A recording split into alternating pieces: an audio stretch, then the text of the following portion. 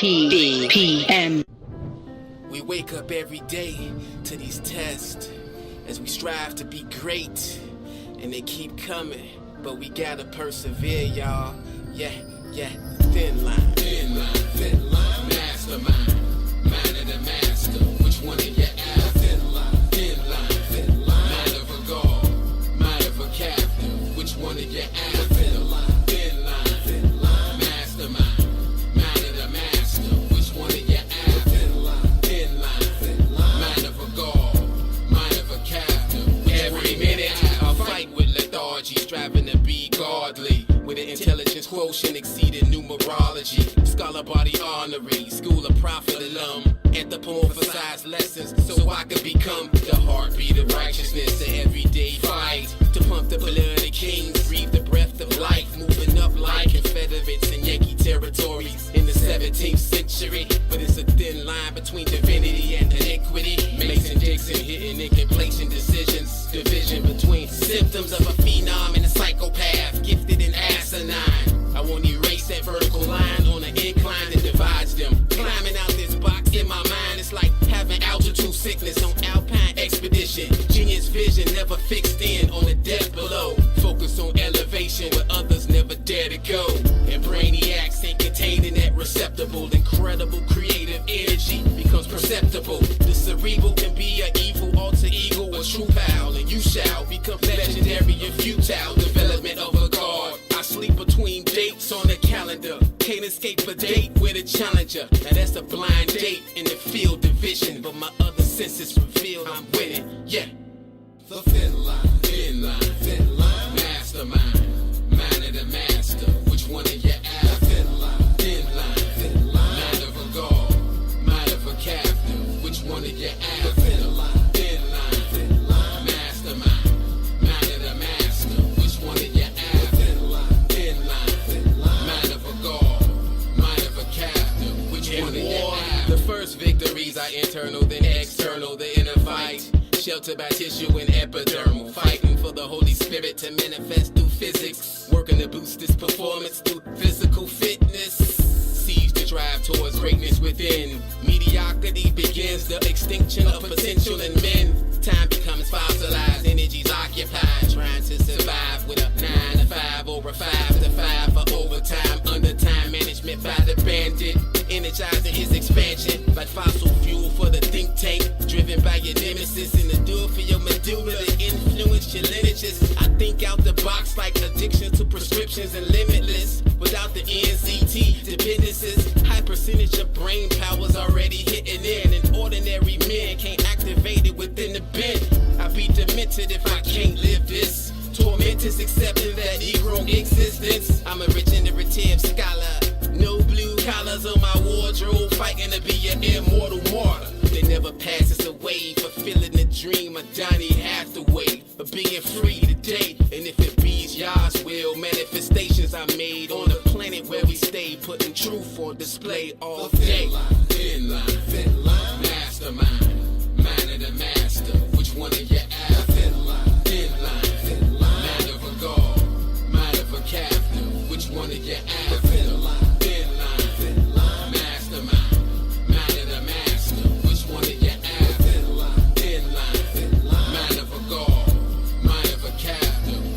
Yeah.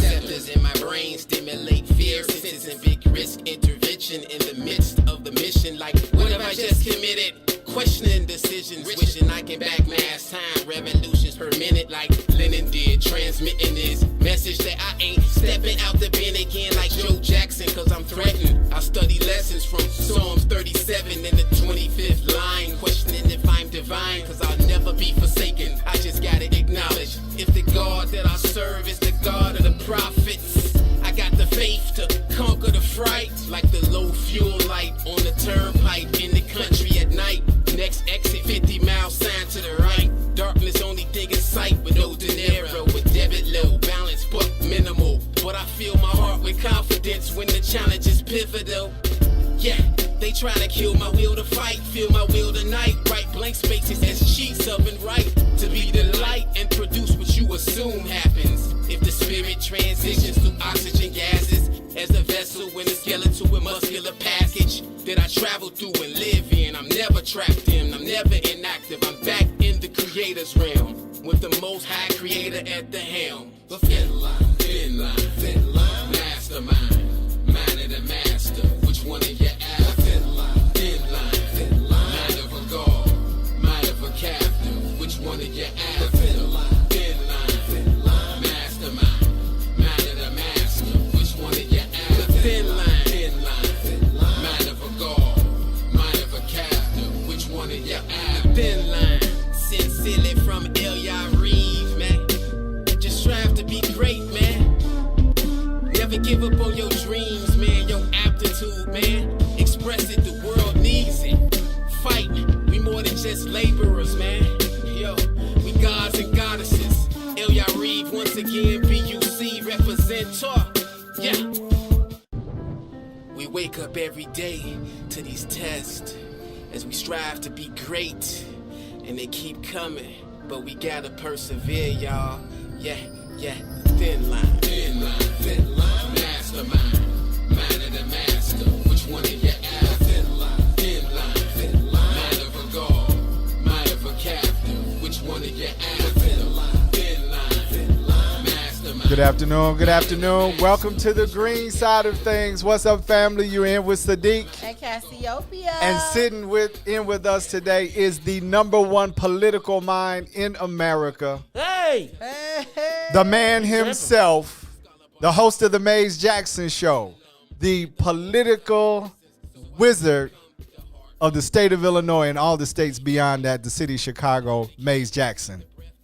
What's up, brother? Well, damn. That you put pressure on the brother like that. Cassie, I'm a move. I'm a move. Okay. I'm just trying to figure out which way I'm going. Am I going this way? You need to go this way. Okay, cool. Yeah. All right, y'all. It's your man, Maze Jackson. Yeah, talk to him. I feel good. I'm in here. Am I almost? Do I need to move some more? Just a little bit. Bam. Okay. There you go. There you go. All right. you go. You know, we got a delay over here. So, Yeah. hey, check it out. I am honored to be. Have I sat in on the green side of things since y'all show? No. I have not done the world famous Welcome Puff us. Daddy. Nah, the Puff Daddy, dancing in your video.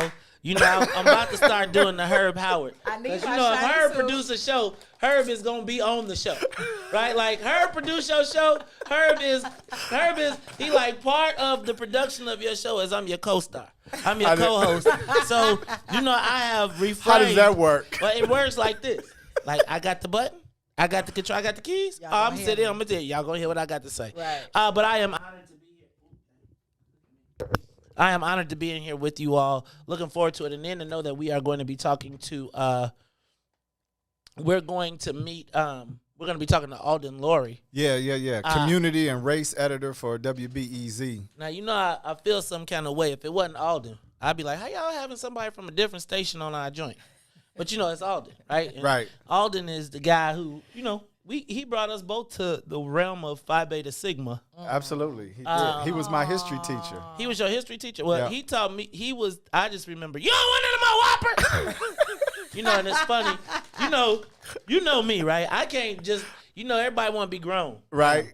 It's like, if I knew you when you wasn't grown, I'm You remember telling the those story, times, ain't like, hey, no, Alden. Remember, we had so many good times with Alden. It's like now it's like, you talk to Salim, he's like, yes, brother Laurie, the racing. I'd be like, that nigga lived around the corner from me. I was like, we lived in the same room. I remember when Alden had a big screen TV that was bigger than his own room. Damn. And now he is, we done seen him go from the Chicago Reporter, the Plan Commission, Right. all of these different things, and now to be sitting in here, it's gonna be awesome. So I'm looking forward to it, y'all. Yeah, absolutely. So Hey, listen, Cassie, everybody. put my name on there too, man. I got a thing about my Now name. listen, how- I'll show you how to do that. Okay. I'm gonna show you how to do That's that. the last We're gonna thing get I it out. wanna We're show gonna that get all too. 'Cause I the didn't see it tech down stuff there. right. Okay, cool.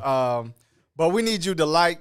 We need you to comment. Absolutely. And we need you to share. Share that thing. Share the conversation. Bring the people into the room. And we want to say what's up to the What's in It for the Black People media audience, our viewers. You guys have been wonderful. We've had some great shows, and the support is outstanding. So please hit that share button and bring some people in here to help with this conversation, because we're loaded for the day. Cassie, what's happening with the Black Mall? How you feeling? Oh man, I'm feeling really, really good. We every week we're bringing in new vendors to be on our marketplace. So please go to theblackmall.com and go start and shop black. It's Black History Month. Happy Black History Month again. Happy Black History Month. It's the 4th day. Yep. And during Black History, y'all better be buying black. Yeah, absolutely. Maze buying black. All day long. All the time. All day long. All the That's time. right. We He just looking some stuff we up. witnessed it right before we came on the air. Yes. Maze buying black. So Absolutely. we talking black, buying black, being black, everything except black teeth. What? You said tea? Teeth. Teeth, yes. And Keep whipped your cream. teeth white. And black whipped cream, which you was asking about the other day. Uh-oh. I don't Did I miss understand. something? It's Uh-oh. retarded. Hold on, did I miss it? He was No, like, we- was no, on hold on, all hold black on. Everything. I'm messy. Right. Talking about Absolutely. black whipped cream. What you was gonna do is that's how the we had week. Oh, We yeah, had no. the week show yesterday, so I get nervous with all these times. They was talking about No, that's eggs the 3 yesterday. o'clock hour. You get nervous at 3. Okay, well I'm gonna tell you, they was talking about eggs. I don't see eggs or grapes the same anymore. What was they saying about the eggs? This must be new. Somebody had a hen fetish, Okay. and so in the premise of the hen fetish, I know this is gonna go different directions. That's but fine. The hen fetish. Cassie's like, I'm bring always it. for it. I'm like, I'm so over here like, the hen time out. fetish. Basically, it included people in relations, and the man he found pleasure in his girl laying eggs on him, and so she would pop it in and then pop 3 hard-boiled eggs in and then lay them, to which then he would finish them. Yeah, and then So happy Black History Month. and then they went to grapes, and this was all like Chooch is like, "Hey man, what you doing to my show, man? What you doing?" And Cassie, and then I put your lower thirds at the bottom. thank you, sir. Yep. So you go all the way to the bottom. Thank You see you. everybody now. Thank you. All right, so yeah, man, All right, I'm not gonna so- take over your show. No, that's interesting. That So we that want was a everything. vegan show We yesterday. want everything. We want everything black. Black History All Month. things All things black. But don't be retarded. Right. Sorry, I don't know. That's politically incorrect now. Retarded. It's very sorry. politically incorrect. Yeah. Hey I'm man, just showing retarded. your There age. is. I gotta be honest. Okay. Retarded is like a really good, appropriate word. For Retarded people. Now, I'm not that's the talking about the actual word. mental, but no, I'm not. So, mentally challenged people, I wouldn't call them that. But people who act mentally challenged, I would call them that. Right? There's a difference between being mentally challenged and you can't call those people that. No. But the people that you know, you be like, really, dog? Get your right? And then it's like, then here come the police. Talk about you call somebody retarded.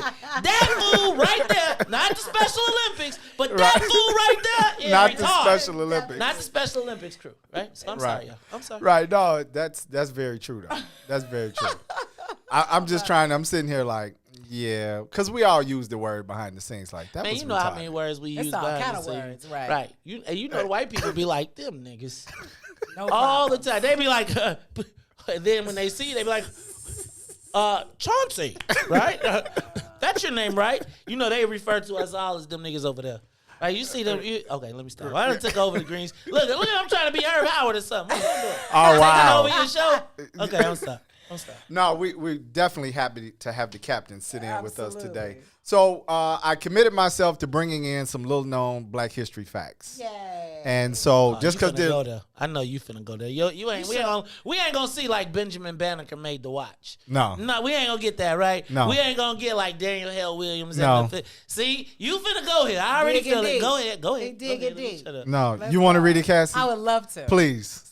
The Black History Month interesting fact. In 1738, a group of newly freed men and women founded the town Gracia Real de Santa Teresa de Mosa, Florida. Just 2 miles away from St. Augustine, it's considered to be the first ever free Black settlement in the U.S., but was abandoned following the 7 Years' War in 1763. Now, the real story behind, first of all, just shout out and to that's those. your Black History interesting facts. Shout out to those ancestors. But that movement, the city crystallized in 1738. They actually started in 1687 with 8 men, 2 women, and a nursing child, a baby, escaped from Carolina to, at that time, Florida was owned by the Spanish. And what they don't talk about is the back and forth leading up to the 7 Years' War was actually the fight that these freed slaves, America had a policy that they wanted them back. And so the Spanish governor at the time would go back and forth with the Carolinas and actually capitulated a few times and sent slaves back to America before the city was founded in order to avoid war with the Carolinas. What did you just say? They capitulated? Yes. All right now. Yeah. That's U of I in the building. So were you one of them directional schools? What? No. She went to U of I. Actually, I went to U of I, but Chicago. Okay. That's okay. That's not U of I. I just want to be clear. That's Here not we go. the We're university. starting Look, everything today. Look, hey, y'all. We got. Please make sure On you are that. inviting some people to the On conversation. We are starting everything today. Okay. But I just think it's so before Rosewood, before you get to Oklahoma City, before that, you've got literally this documented first city in 1738, all Black, and literally almost causing a war between Florida and between Britain and Spain. Wow. That's interesting. That's definitely an interesting fact right there. Yeah. So gotta yeah, have none of the regular facts here. Just something to throw a feather in your cap. Like we've been, was that you motioning a feather in your cap? Mm-hmm. Okay, I got it. So we're just trying to really, bring a different flavor to it. It's a lot of, I'm sure it's more facts than we run into, but we're committed to bringing new fact. Brother Jackson, what you think about that? 1738. Hey, man, First Black city. I knew you was gonna come with something that was gonna make me seem smart when I see other people, because I'm gonna steal that, right? I'm gonna play it off like, y'all ain't know, man. 17. I'm gonna be sitting around, I'm gonna be like, hey, man, you ain't know 17. You ain't even up on that. You wasn't up. See, dog, I had to teach you some new stuff every day. That's why you got to tune in to What's in it for the Black People Media. See, That's what's up. I'm a clean. I'm a steal that so clean. Like tomorrow, you might even hear it on the morning show. You might be like, hey, y'all, pull y'all up. Y'all And you know how it's gonna go too, because Maze is the show is so well watched. I'm gonna be out. It's gonna be a T-shirt. It's gonna have 1738. Maze said. Yep. May said 1738. These Black History, I'm taking it all. Right? Real Black History moments you read from the fine Maze. print? You ain't read the fine print. Like, you know how Mark Zuckerberg got on his, like, All we of my own all content that? is owned by All you, ain't that, it? That's all out. All that over there. We You got that. We got all the content, but I think that's hot. So, Absolutely. put that in it. But guys, look, today we're talking to Alden Lowry, as Maze has already said. We got Alden and Maze sitting in tent. These guys are phenomenal. We want to look at politics. We want to analyze it from the green side, but we're going to take a look at the first 15 days of the Biden-Harris administration, because he made some promises in the first 100 days. Promises. And we want to talk about, we're bringing up again, I still want to talk about symbolism versus substance. Right. And not harping on Yeah, not harping on people. I think I was talking to Alden earlier because, Cassie, we always have pre-production conversations with Hold our guests. on. Wait. Y'all have pre-production. Y'all need to tell people about that. What does that consist of?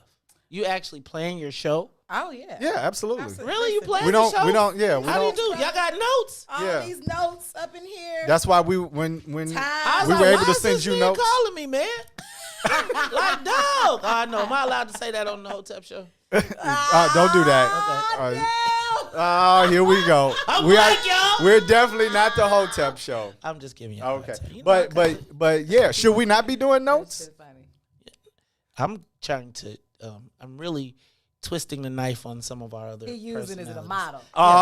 So yes. all I'm saying, it's a privilege, first of all, to be able to be on What's in It for the Black People Media, and we Absolutely. we prepare to be here because the audience, and what would we be giving you if we didn't prepare? You got that right. But listen, let me tell y'all, this brother blows my phone up. Hey, Cass, I got this little idea. I just wanted to run past you real quick. I know you're busy.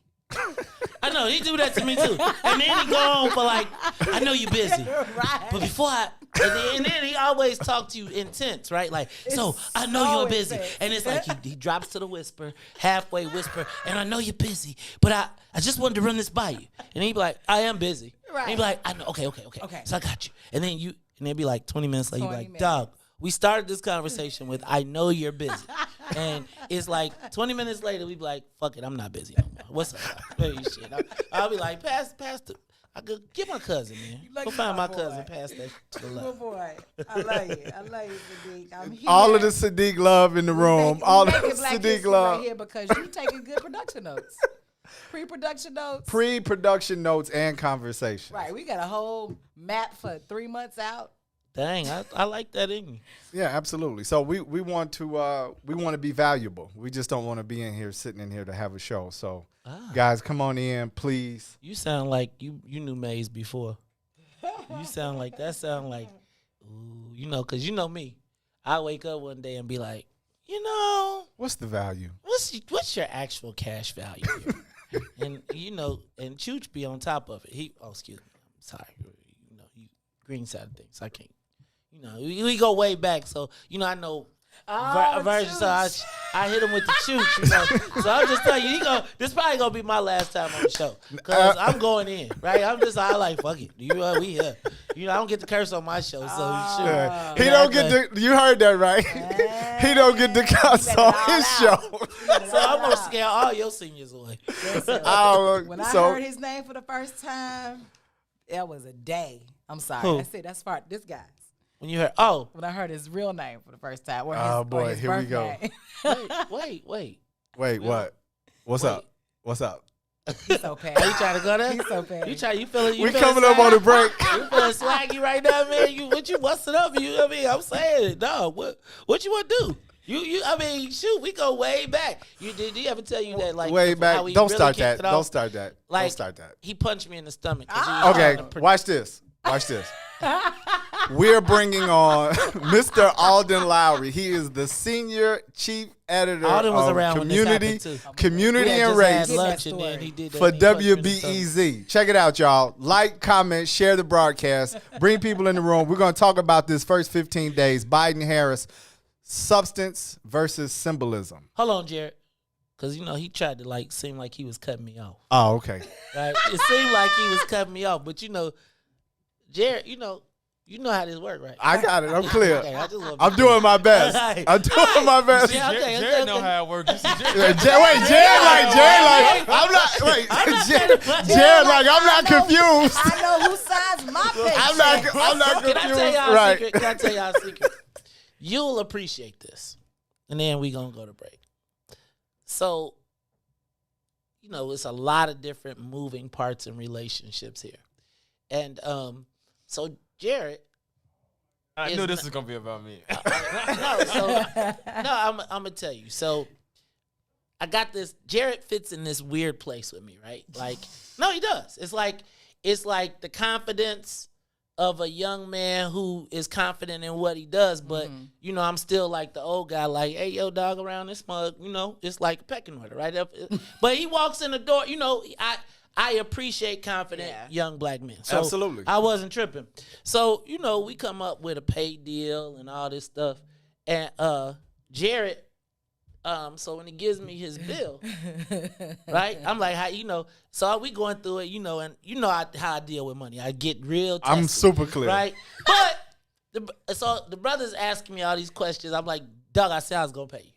Right? I said I was going to pay you. I said it's a payday. He like, what time? He ain't playing. No games. How will it be coming? Like, will it be cash? Will it be cash out? Will it be at the bank? Like, and I'm sitting here answering these questions. And we doing now. I probably could have avoided all this frustration if I would have picked up the phone, but I really didn't want to pick up the phone because I was trying to do something. And when you pick up the phone talking to your ass, it'd be like, I only got a few minutes. You'd be like, we start with I got a few minutes. 20 minutes later, we still on the phone. So then he sent me a text and he broke down his hours and he had everything and I didn't see it. I'd be like, let me put this number in here. Nigga, what number you using to calculate up these numbers? Right? Brother, confident brother, he hit me back. It's like he did the math in the text. Yes. Like he straight up was like, this times this equals this times this times this. So now I'm feeling some kind of way. I do shit like right? that. I got you. Oh, yeah, definitely. Right, so you send it back, and I was like, nah, dog, you still wrong, but I didn't realize that there was another day that he had worked. So I'm not tripping. So I send over the money, and then I was like, then I realized I was a couple dollars short, so I send over the money. Right, but he had told me, and he listed the whole thing, and in his thing, he charged me for the cash app. Right, to send him the cash The app. transaction charge. So I was like, hold on. Did this nigga just send me the cash app fee? So now I Look at appreciate Jared. it. No, I appreciate it. I appreciate it, but I also am like, he just sent me the cash app fee. So I'm saying to myself, how do I balance this? How do I balance this? And I was like, I could, what? No, hell, hold on. Huh? What happened? I say, how do I? Because I didn't know whether to take offense. I always start with offense and then I bring myself back. Right. So I was like, all right, I got a comedy response. I'm going to send my brother I'm going to say, yeah, well, I'm going to have to change we're going to have to change up the bank account. Or I'm going to have to go get a checks. I'm going to have to call the bank and get some checks because I ain't paying $250. I don't pay cash app fees. Right. Right. 2 hours later, I'm minding my own business. I'm sitting at the crib. I think I might have been hanging out with my cousin. I hear ding.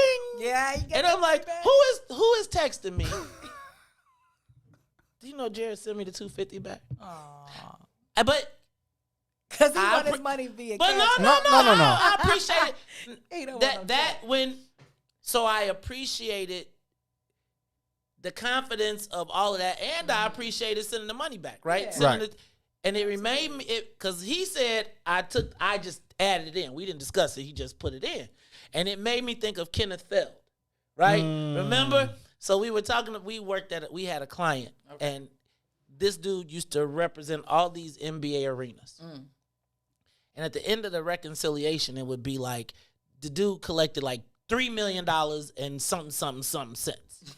And so it was one night they were all in the place and $3 million, like they had got down to $3 million and it was 14 cents, but the total was 15. Right. And the owner of the company walked in and the guy was like, well, fuck it, it's only a penny. And the owner said, it's not your penny. Find it. Right.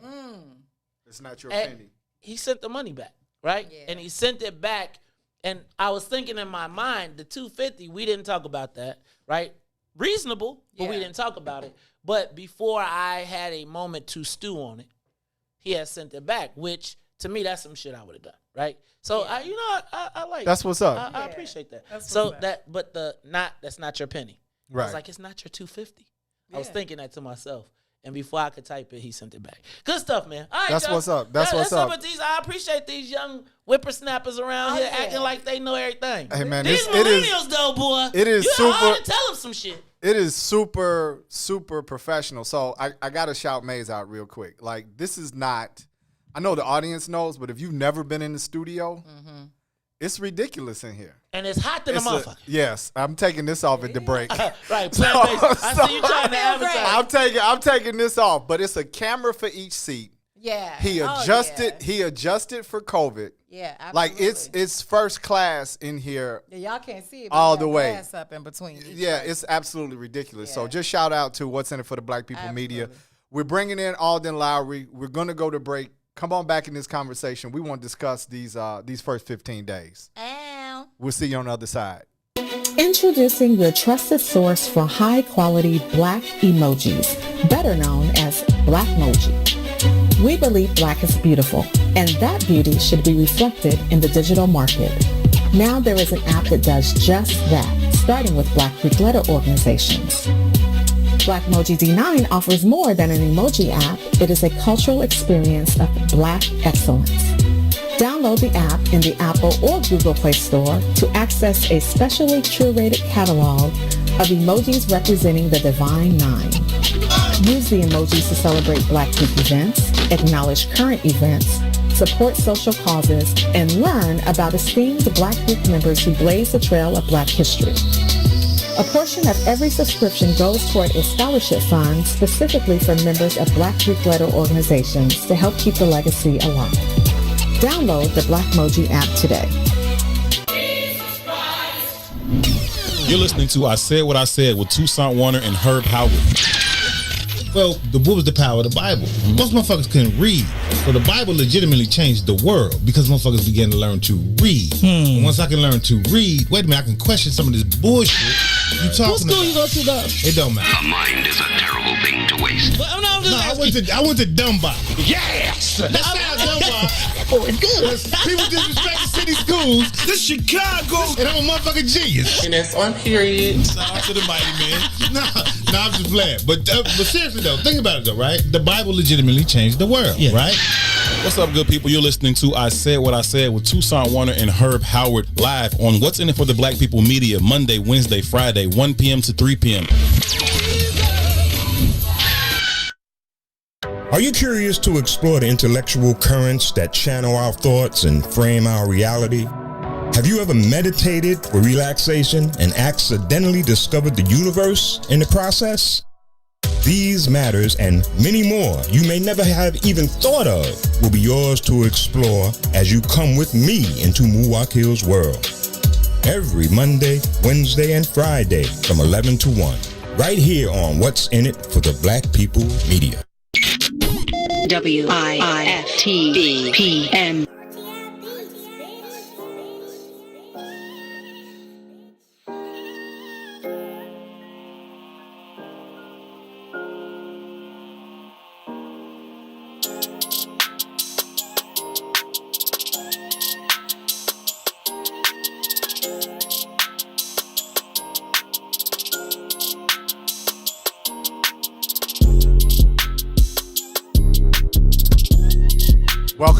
Welcome back to the green side of things. You're in with Sadeek. And Cassiopeia. And we got our brother Maze Jackson, the man himself.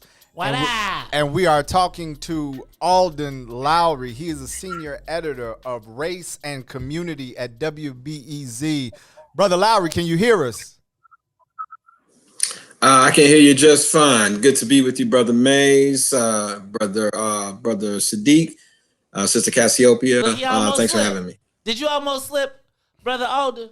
You almost said. You almost Slip on you didn't what? say Brother Sadiq. No, he didn't slip. You was He didn't always like, slip. Brother Sadiq. Maze was waiting on it. Maze was waiting on Get it. him. So listen, you all, we getting ready to start this conversation.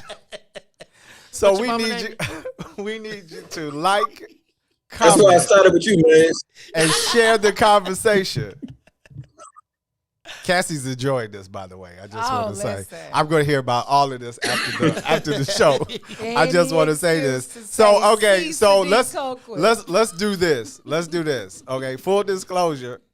The two men on the broadcast I have known for more than 30 years of my life. Yes.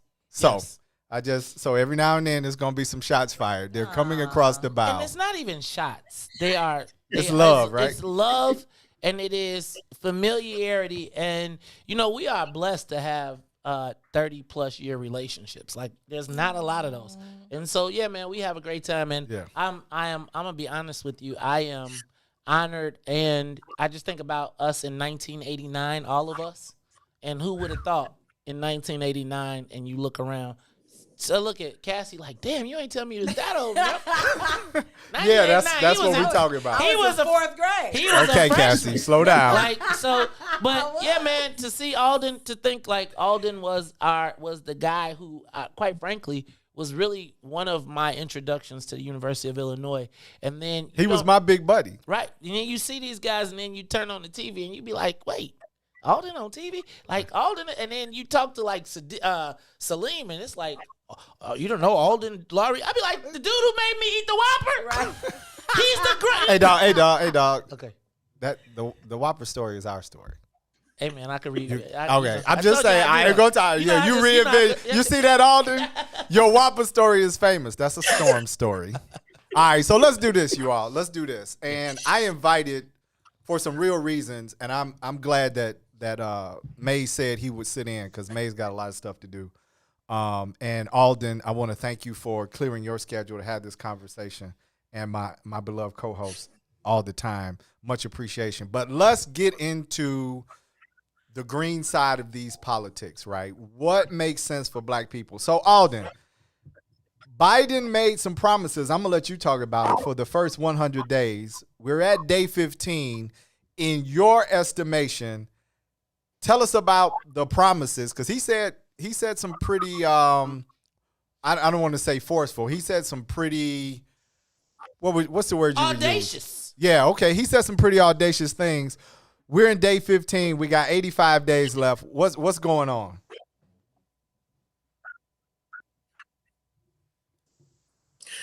Well, just to start, the president during his campaign issued a video on the 4th of July, and he talked about essentially all of the things that he wanted to do as president for Black America. And the thing that he pointed to that caught my eye more than anything else was that he wanted to tackle systemic racism.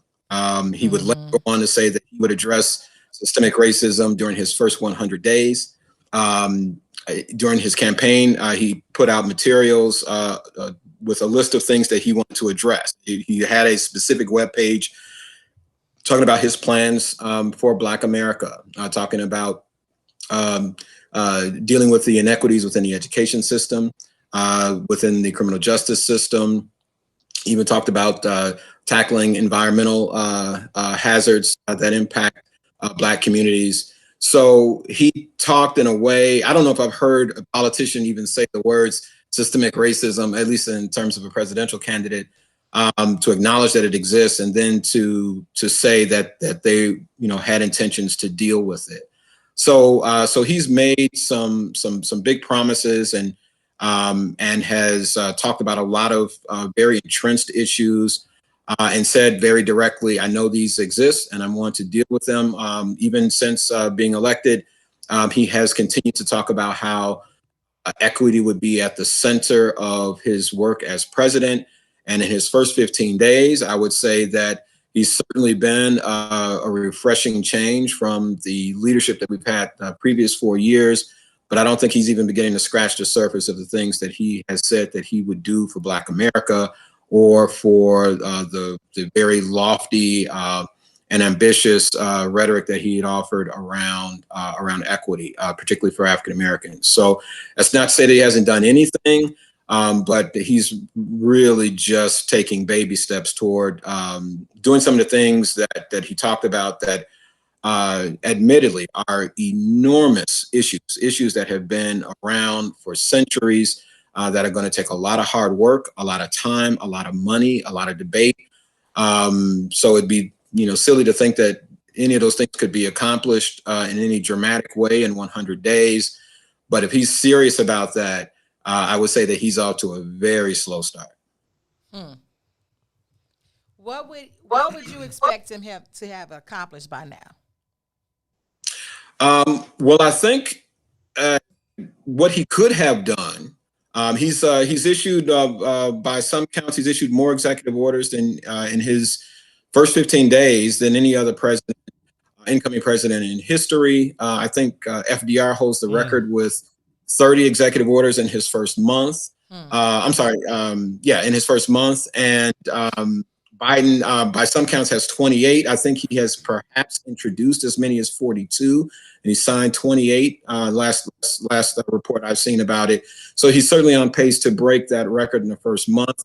A lot of that stuff addressing stuff that Trump has done across a range of things. But if he were to true to his promise, I would say one of the things that he would do is out very, very prominently say, hey, look, America needs a cultural shift in terms of its understanding of the impact, the history itself, and then the impact of not only slavery but widespread racial discrimination that has been suffered by African Americans. And he had a moment.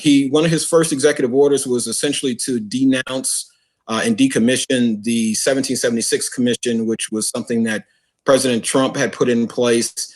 That was an attempt to kind of reframe a lot of the conversation that came out of last year's civic unrest, that came out of the New York Times Magazine's big expose on 1619, 400 years after that, which really dug in deep around the true impact of slavery, the true legacy of slavery.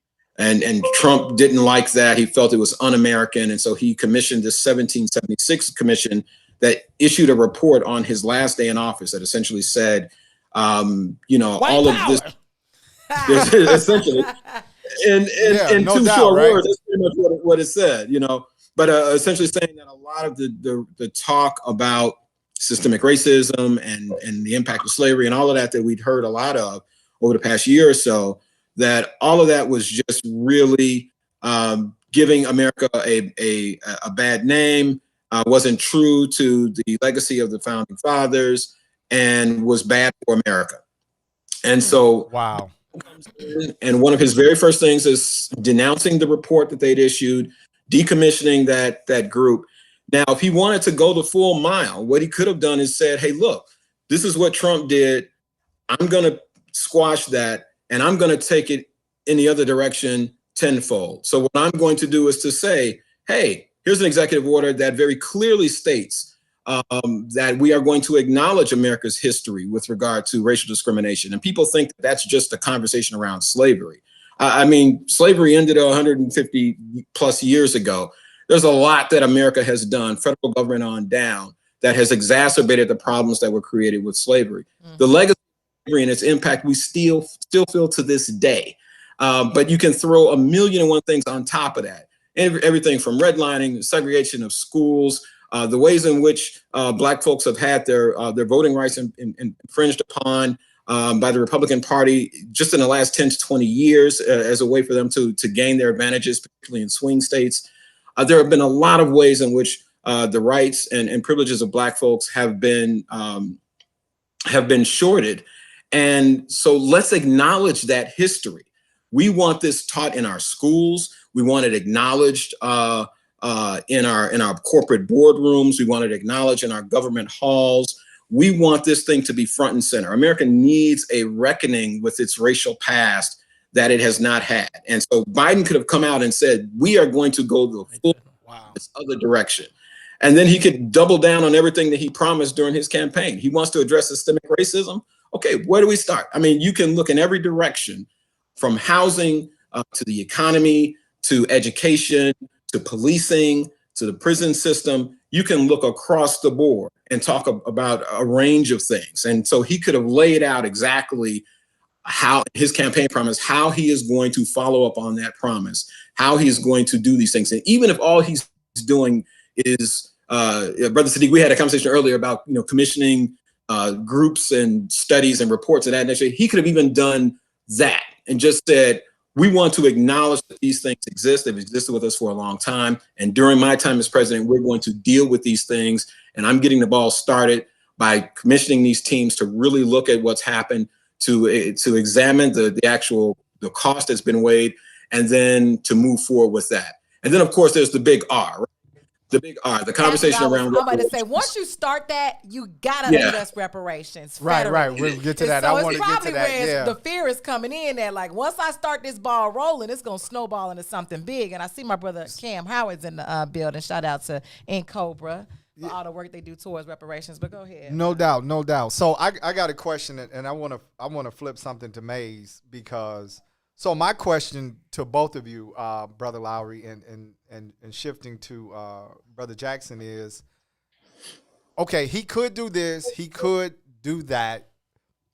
You're the political expert, right? What is the probability of a president or even the national government putting the history and the problems of the systematic problems that black people have experienced since landing on this shore in this dispensation of time, because we've always been here, but what is the probability of that really happening? I would say limited to none. I would say that, first of all, Joe Biden is, you know what, you're never going to get me to argue about which white guy is more racist. Right. You're just not going to get me to have that argument. Right. It's like whether they smile. Now, I used to have this debate with Salim, overt versus covert. I think seeing Trump's overt racism, I do probably prefer covert racism just a little bit more. Wow. Right. Like, right, if you got to choose. You saw that cop running up the steps, right? Right. I think that was overt. He knew if he shot them white boys for chasing him, he would have wound his ass up in jail. So, so a few things. I think that America, the great America, the beautiful, if it really addresses those things the way that Alden has talked about, the way that you're talking about, I think it destroys the foundation of this country, right? I think it destroys the concept of American exceptionalism. It makes us, in the minds of white America, them people over there, right? It makes us no better than other people, who they consider less than. Okay. I also think that Joe Biden is in a very precarious position, right? Like, first of all, I said if you didn't get it before and you ain't get the commitment before, y'all was like, y'all just so happy, then you gave him the pass already. So he really doesn't have to do anything because y'all chucking and purling, right? We so happy chucking and purling that he looking around like, damn, they happy with the chucks and the pearls. And the history of that was what I was history saying. Of, I think that was what all of us were saying, that were like, yo, hold his feet to the fire. I also think that when you pay attention right now where the attention is going, I truly honestly believe we could be headed towards a civil war, right? Like I don't know if it's blue versus gray like that, but I do feel like insurrection, skirmishes, you're going to see all types of things happening all over the place. And I think that Joe Biden, you said he's scared to go down for the reparations, which I think is the natural progression of this, which they really don't want to go down that path. But I also think that Joe Biden recognizes that half of America literally feels he's illegitimate. Half of America was like, you saw that like almost 40% said that storming the Capitol was okay. Right. So I think that what Joe Biden is worried about is he wants the white boys to be like, hey, yo, I'm still one of y'all, and we can get this thing together. And I think that I hear more talk about trying to bring the country together, right, and bringing these people. And them people that was signing up on the 1776 report, they ain't trying to hear Joe Biden keep on talking about we got to save and we all racist. You ever talk to a woke white woman and tell her she racist? You see how she get all bent out of shape? So can you imagine the good old boys telling them that they racist when they believe that this is the natural order? Right. So I believe that Joe Biden, even though I have low expectations, I think he's doing his best to not have any more civil outbreaks like they had at the Capitol. That would be my take. So no, I don't see him going too far down the path. I think he's gonna stop talking about that white supremacy in a minute too. He's gonna stop saying that. Yeah, I mean, they've been on the media. I've been seeing them handle them with care. So they're talking about them. Oh, these are people that have mental issues. These people. Now, these are people. These are your cousins that you know that you go to Thanksgiving dinner with, and you know they crazy and they will with shoot. the nigga jokes. They will the nigga jokes. They will shoot you. Right. And there's two types of people, right? It's the people that's gonna talk about it, and then I think in our group we got to talk about it. People, let's pontificate. In their group, they got people with 6 teeth in their mouth that is looking around like, give my shotgun, and we're going to go on up there, and we're going to, I mean, you think about, you literally had people during the Obama administration, and this will tell you, Obama knew not to go to Wyoming or wherever them white boys was. Well, he said, he made a comment about clutching guns and the Bible. If he knew if he went and kicked off and put them white boys out west, who had taken over the federal place, and white folks was like, you ain't, Negro, you not put, Negroes don't put white people in under arrest. So I got a question. I'm gonna flip it back to Brother Lowry because you've made some amazing statements, right? Complete cultural shift in America for all Americans, not just white or black people. And want to talk about, because one of Biden's things was education. But in your comments, Brother Lowry, you speak to the fact that if we're going to address systematic racism in education, it requires the re-educating of all Americans about the history and legacy of slavery.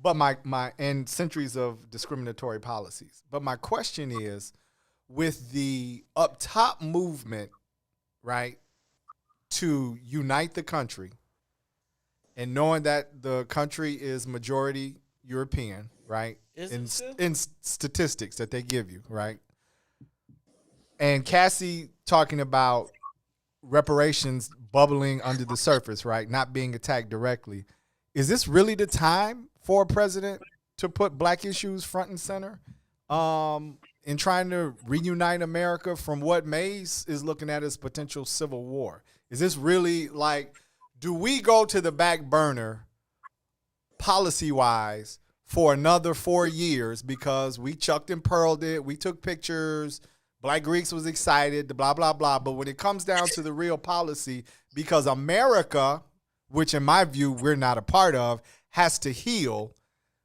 is it more talk than it is substance? Because can you really put black people front and center when white people are trying to heal?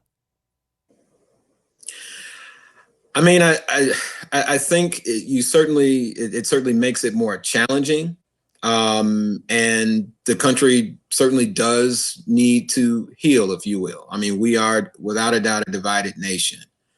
But I would push back and say that, you know, part of the reason why we're divided is because we have a fundamentally different view of what's happened, who's done what.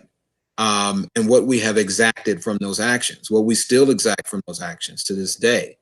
I mean, we have a problem. We have a deep-seated problem, and we can gloss over it and ignore it, and we can say, oh, it's not the right time to deal with it because, you know, we're in trouble. And I would say, you know what?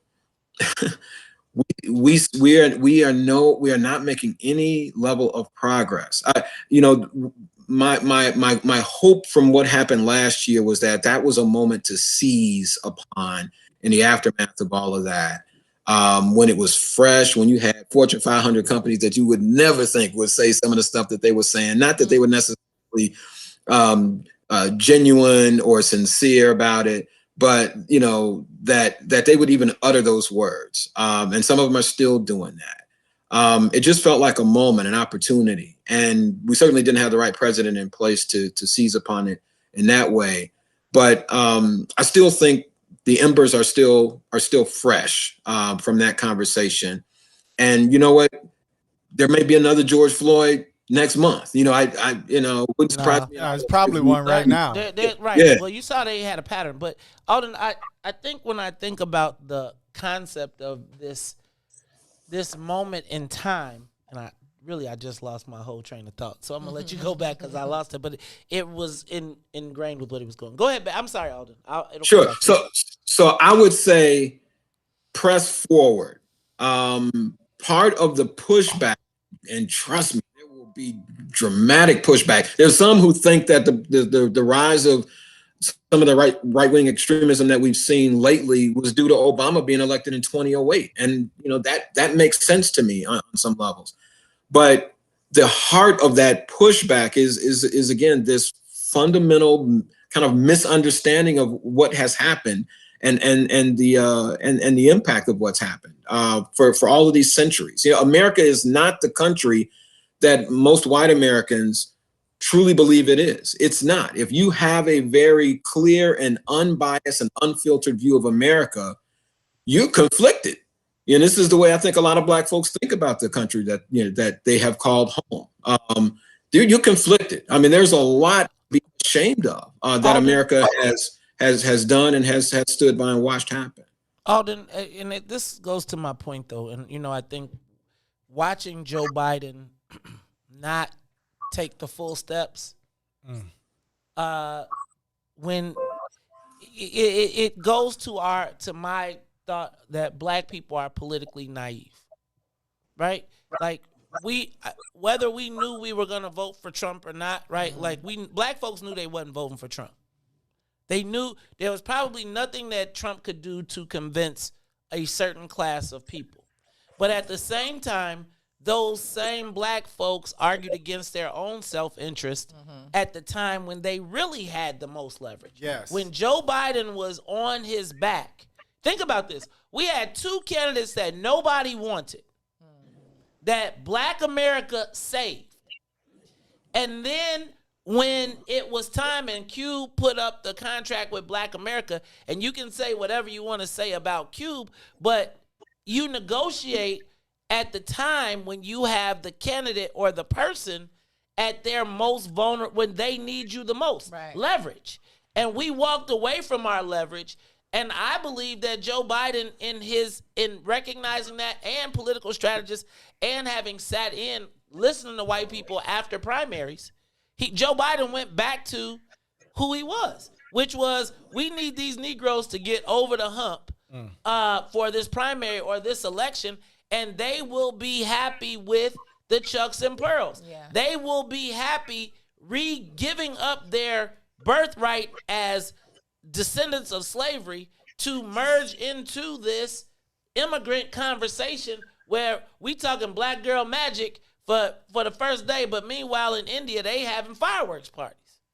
So I think that Joe Biden, if we have any additional expectations of a Joe Biden beyond the status quo, I think we're setting ourselves up for failure. So you think it's too late? You think I the think party's over? Politically, it's over. I don't think it's over. I think you're gonna get the things that you get, right? Like there'll be some attempt to address systemic racism, but it'll be for people of color, right? It won't be Black people it will be merged into this immigrant kind of narrative that when you look at this immigrant narrative, right, then Kamala, what's she gonna be like? Nah, we wasn't immigrants. She gonna say, yeah, we all are slaves. And now you move the conversation away from hardcore Black and George Floyd they wouldn't have no Indians getting killed. But now everybody is moving into that space. And so we're gonna see these actions to end systemic racism for diverse people. For diverse people. Right. But Indians freaking Chinese ain't suffering no racism. Yeah, I don't think that there's a perfect time to do or not, push forward. And I think we should push forward. But I think a big question is, and some other people are saying this, we have to be ready. So politically sound, educated, understanding what our leverage points are and how to actually go for them and utilize them. So I think that's something that our people, for the most part, or whether it's the warrior spirit. I love that. I want to read that political portion. Like all pieces, we got to be more sound on all of these different aspects of being able to achieve whatever it is we want to achieve for Black people. No doubt, and that's why I want to continue the conversation. I want to read this one comment. Sister Jasmine Cook said, we have always had brothers and sisters who would have burned this whole thing down, but accomplished black folks don't see any value in the warrior spirit. I think that speaks volumes. And when you talk about using our different pieces for leverage, I want to get to the real conversation. And I'll say this, we got to go to break and we're going to come back because I'm going to use one of Biden's appointments as an example that black people, like the carpet's being ripped up from under us and we don't even know it. Take your break. Yeah, I'm gonna take the break. I want to say this though. I'm tired of hearing hope. We had Keep Hope Alive in the 80s. Hope has been a thing. Like I'm not tired of hope, but I'm saying it only took them so long to build ships, get on the coast of Africa, and start shipping people. Like, what's the process? Like we're acceptance of this huge process. And I'm just saying, I think that's oversimplifying. When doesn't it? Well, I'm oversimplifying it, but yes, I'm just saying that when you want to do something, you go into action. I didn't say they didn't put in work. That's what I don't want. I don't want black people to think that it was just so easy to just take black. I didn't say nothing about ease. I said they did it. They put in some work. So and got it done. But let's put the work in and get it done. Is what I'm saying. Okay, so look. You're on the green side of things with Sadeek. Ruthie and Todd. With Sadeek, Cassiopeia. We got our brother Maze Jackson in the studio with us, and we have Alden Lowry. He is the senior editor, Community and Race with WBEZ. Like, share the show. Bring some people in this room. We want to continue the conversation. We'll see you on the other side. Maze Jackson. If you could make up a social media holiday, what would it be? Randy said National Don't Let No One Put You Down Day. No one. What you gonna do? So when they say something crazy, you slap them? Be like Maze said. Remy said a Jukathon Day. Man, we about 60 years old. I be done had a heart. You gotta get your heart rate up. Okay, not that far. Yeah. All right, Mario said my favorite one. My friends and I do what we call National Call Off from Work Day. As a business owner, I don't. You don't like that, yeah? I don't like that. Because I'm the boss of this family. We got Marcus Garvey Day from Remy too. Oh, Marcus Garvey Day. All right, what will we do on Marcus Garvey Day? Call off from work. I'm going to need you to go ahead and come in tomorrow. That would be great. Okay? Yeah, right. Well, every black holiday has something to do with calling off from work. You're cool. I'm out. How about National Join a Positive Black Organization Day? Because I don't want to be recruited. I don't want to be recruited and the brothers be like, thank you. Thank you. How about National Tell White People the Truth Day? Tell them how you really feel. You can't handle the truth. Why don't we call that National Black People Get Locked Up Day? I'm going to tell them there's an African-American man threatening my life. Hello. The most dangerous show in the morning. What's up, good people?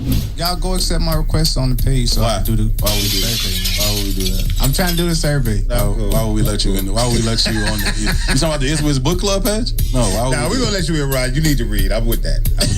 I'm definitely put you on. Somebody please let Ron in the Iswiz. Is it? I thought it was a public page. I don't know. I don't run it. I don't know who run it. You got to talk to Shannon and Robin and... You say what? Y'all group private like it's something special or something. First of all, it is something special. Ass. Okay? There's something special. Okay, you know what I'm saying? Then you gonna talk it again. Don't get no punishment again now. Right. They already came in there like, look at her being nice to Ron today.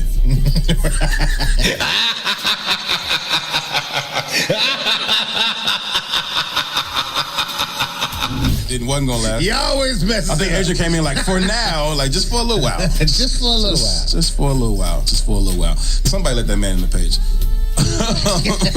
Somebody let that man in the page, Robin. Please let him in. I said what I said. Herb and 2 right here on What's in It for the Black People Media. WIFTDPM.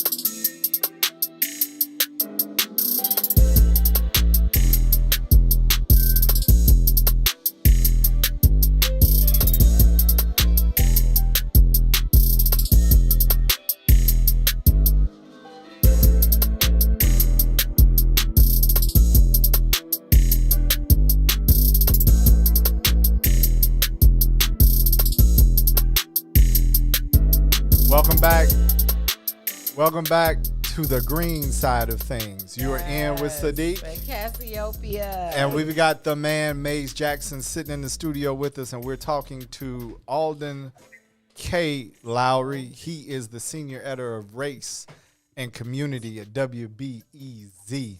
And we're so happy to have him in here. And we want to thank you all for coming into the room. Please like, comment, and share the conversation and the broadcast. We're talking about the Biden-Harris first 100 days. We're 15 days in, and we've talked about systemic racism. We've talked about leveraging what we have. Some opinions that, we lost the leverage once he took the oath, apply the pressure beforehand. But I wanted to, Alden, because you've succinctly talked about police violence, systemic racism is even in the pandemic and how that's being treated, right? The economy. But I want to use an example. So let's talk about food for a second, right? Which people aren't paying attention to, right? And Mr. Biden, President Biden, has moved to appoint Tom Vilsack to head up the USDA. Now, this gentleman has a horrendous record when it comes to black farmers and black people. So Representative Jim Clyburn, who arguably carried Biden to victory in South Carolina during the primaries. Who also said all he wanted was a song. Go ahead. Okay. Preferred a more progressive candidate for the USDA. Marsha Fudge. Miss Marsha Fudge. Okay. Fudge would have also been the first black woman to lead the USDA. A particularly meaningful distinction given the department's long history of systemic racism. Okay? However, Biden chose Vilsack over Fudge. And during Vilsack's tenure during the Obama administration, the department was 6 times more likely to foreclose on black farmers than they were on white farmers. Now, this is the new guy this is the new old guy. This is the retread coming in, right? So, we all we was inaugurated. Y'all chucking and purling. Right? Get your chucks, get your pearls. You wore them. I know you did. But check this out. Vilsack also... Not no chucks. Vilsack also notoriously fired Shirley Sherrod, a black woman who led the department's rural development efforts in Georgia. He fired her over a video misunderstanding, tried to rehire her later, and she refused. She was like, no, that's all right. Yeah, I had her on the show. But so I'm saying this is, and I want you to speak to this and Maze to speak to this, because to me, it seems like while we're in the mainstream being happy with, and I get it, like you said in the opening, we're happy with the tenor now is a little less overt. We've got Biden, Trump's not in office. We're not getting tweeted to death every day. But under the surface, right, now we've got, and from my standpoint, Vilsack is not only had policies that were damaging to black people and black farmers, he's also the USDA chief who brought in cloned meat. He upped the ante for pesticides by Monsanto. He's actually called the Monsanto man, right? So not concerned about food and the environment. So there's so many areas where I see the policy already slipping in the first 15 days. And nobody is saying anything about it, right? What do we say? What's front and center about that? Do we even care? No.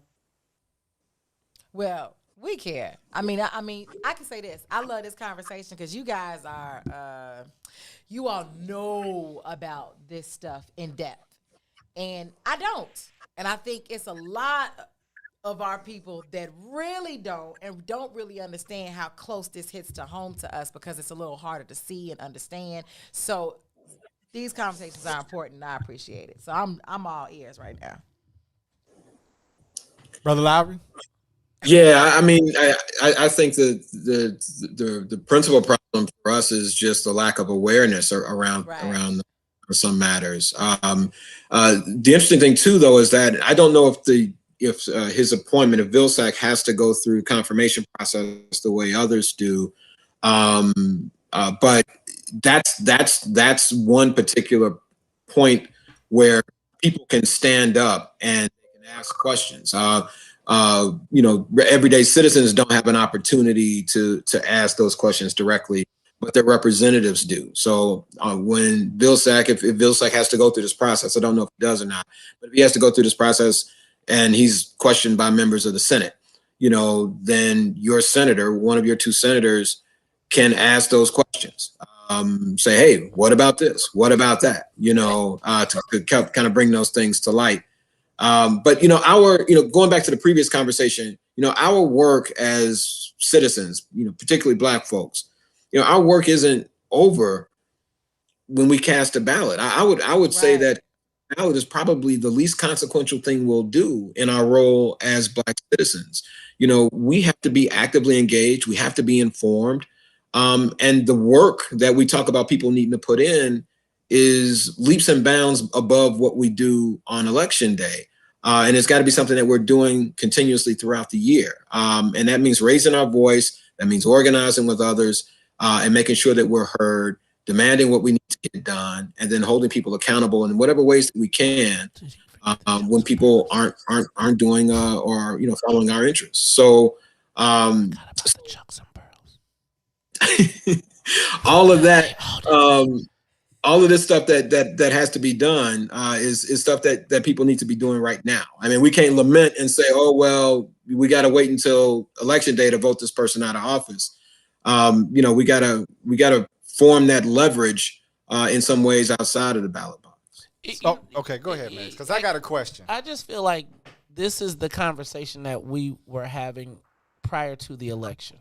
And it should have been the conversation up until the election, right? Like, so now when you do, like I was thinking about Alden when you're saying that that your state, your legislator or your senator is going to ask questions. My senator is part of the white power structure. Like he sees Tom Vilsack as an ally, right? He doesn't care about what's her name, the woman that got fired. And I think that this goes back to my point of Shirley Sherrod. It goes back to my point of you're not going to get me to argue over which white guy is racist. Now, I don't prefer overt over covert anymore. But I do believe that Joe Biden, I mean, like you think about it, all the people that we supposed to be banning and kicking out, he invited them into the White House, right? He is a colleague. Him and Mitch McConnell are allies. They are friends. They have been colleagues for all these years. And I think like what we never forget, right? Like what we always act like is the Democrat replaces white, right? Like ain't no white person. Joe Biden is the same person that said Barack Obama is intelligent, clean, articulate, all of that stuff. He still believed it all. Now he cleaned it up and he learned his language, but this is the same guy. And I think that what's hard for me with the Black folks is that most of our acumen is wrapped around the party, not around issues. Right. And so the moment that you start to talk about we're going to raise up, you got the Black politicians and the Black elected officials who are Democrats first before they're Black, right? They are you see more brothers standing up for Nancy Pelosi than you do for Black folks. The party then takes over, and it's like it's us against them, and we can't let the villain, and we back to boogeyman politics again. Right. So we got to support our president. So my question is, to the group, to the panel. So this Vilsack, right, in research. So if I can research him in 2 days and see his history and how he has carried Black people, dealt with Black people, dealt with Black issues, Black farms. And then there's a great percentage of Black farmers. This really resonates with me with the whole food piece. So we talk about food deserts, scarcity, but a lot of those small Black farms are also what they call traditional, or they can't even afford to use the heavy pesticides and all of that, right? So these are the farms that are closing down. But he was involved in litigation where the USDA actually won the right for the larger farmers to use these Monsanto seeds, pollinating or destroying these natural crops that are in miles of them, which affect black farmers, right? So if I could research this in a couple of days, I'm just saying, who in the White House, right? We got a black vice president. We've got black advisors. Who says to Biden, like, so is this just done? This guy gets confirmed. He goes in. And I'm not asking from, I'm not trying to be I'm asking a real question. I'm saying, who is looking out for us? Seriously. Well, like, who says? I think everybody in that White House now, black, white, Indian, or Asian, are happy they got a job. Okay. I can roll with that. And I ain't about to mess up my good government job. Okay, but how about Miss Sister Vice President? I'm asking, who is black, who said HBCUs. She can obviously do the research I did. And I'm just saying, at a table, say, Joe, Mr. President, I this would is imagine not. even more so. She like, I fit the suit. So, and it doesn't have to be that simple. Yeah. But I think, we talk about this. Because my prayer is in there, she's in there thinking and working. And I'm not saying she's not thinking. Right, but I think that these people have been selected for a reason. For a reason, okay. Right? Okay. So, yeah, she's going to look the part, but maybe not ruffle up no feathers. Okay. Because in my head, Kamala, you a whole AKA from Howard, and Marsha Fudge, you ain't fight for her? And every sorrow up in here, vote for him, because not just the AKAs, but the Deltas, but the Zetas, but the SG Rows, all of the Divine Nine, and then they galvanize all other women to go ahead But she get fired. and push. Right. But Marsha. Right. That's what. Right. Gets fired. Soror president, former past president of Delta Sigma Theta. So, but, I think you had said something earlier, Brother Alden, that we have work to do ourselves and we have to figure out some way to be able to leverage.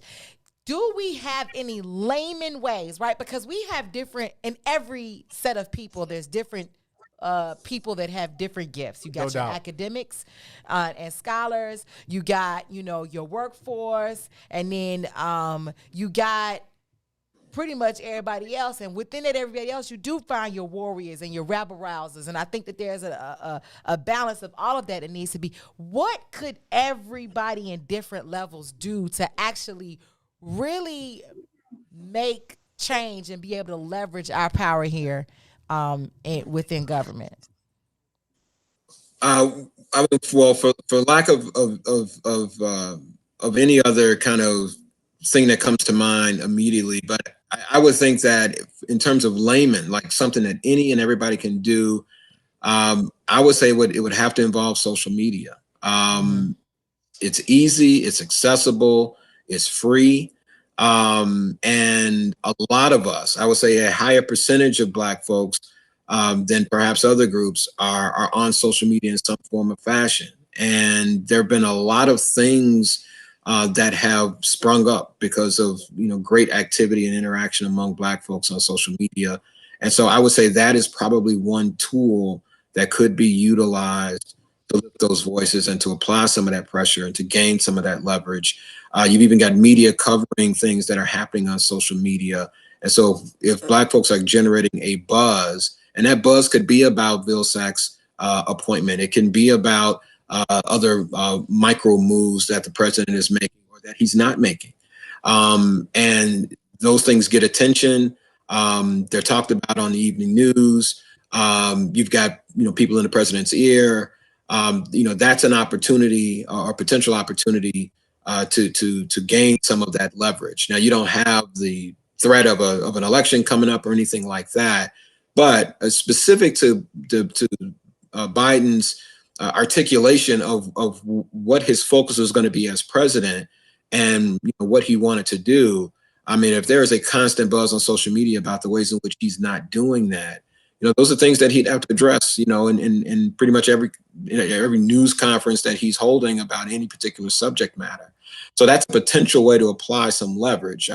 Not to say that will make the president do what he's promised to do, but that's at least to keep that conversation going. But, we are going to have to be the catalyst for that conversation.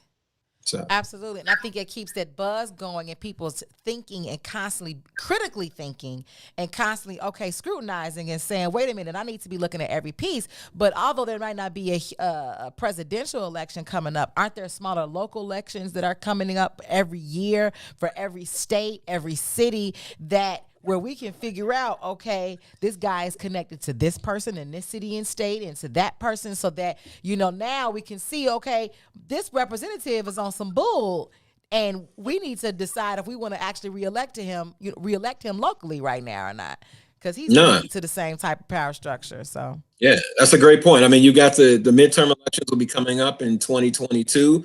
The Democrats have they've got a comfortable but not, insurmountable edge in the House. And so every member of the House will be up for re-election in 2022. You've got a sizable number of senators who are going to be up for re-election also. The Democrats have the slimmest margin of victory in the Senate, essentially requiring Kamala Harris to break a tie in the event there is a tie. So they've got a very tenuous kind of power edge in both houses of Congress, and 2022, all of that could come tumbling down. I mean, it could flip completely back over to Republican control if they lose elections, and Black people are going to be, as President Biden ought to know more than anybody else. Black people are central to the Democrats' ability to stay in power, and so if you piss enough Black people off, and those folks sit home, if they don't vote Republican, but if they just sit home, you lose those seats that you need to keep your edge in the House. You only need to lose one seat in the Senate to lose your edge in the Senate. So, so that is, a year and a half away, but that is a potential leverage point in terms of an election where Black people are speaking out now and kind of drumming up and kind of putting that bug in the ear of the president and Democratic Party leadership. That could potentially be a point to get out of that party what Black people want and need and what the president has promised for. I just want to say shout out to my girl Audie Tanksley in the building, Dr. Tanksley in the building. The doctor, she's awesome. Yes, she is. So I just, I get this is I think there's passion for a lot of people. I mean, there were comments, there was a sister commented earlier, I can't remember who it was, but she said she gets so worked up and so passionate about just even hearing these issues.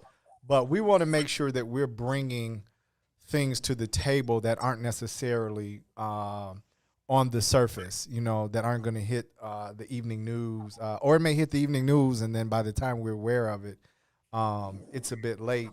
I want to bring some points up, Brother Lowry, because we're going to wrap up the segment. Definitely, we appreciate you, and we're looking forward to seeing you next month for your weekly series with us here on the green side of things. Taking your time out. You see how I did that nicely? See, I committed him nicely. To a monthly piece. Told you. Yes, that he'll be back. But there's just value in having these conversations. Yeah. We want to keep our eye on the fact that President Biden promised to create a police oversight body to deal with racism in police departments.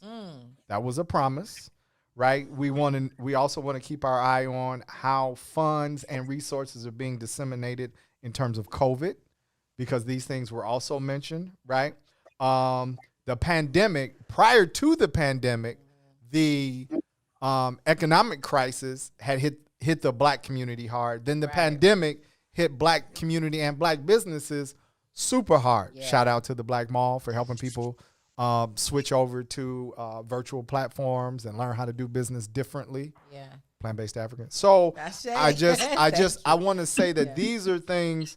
And education. Are they shifting more money into urban centers to deal with these issues in terms of the pandemic, virtual learning, going back to school? Like, there's so many things that we need to be aware of, that there's value to this conversation. And I don't want to simplify it and think that we can just push buttons, but we got to push some different buttons. Yeah. I think the definition of insanity, I know the definition of insanity is to continue to do the same thing over and over and over again and expecting a different result, which is why I say I think you got to have hope. I think you got to have all of the positive words, but actually I'm tired of hearing it.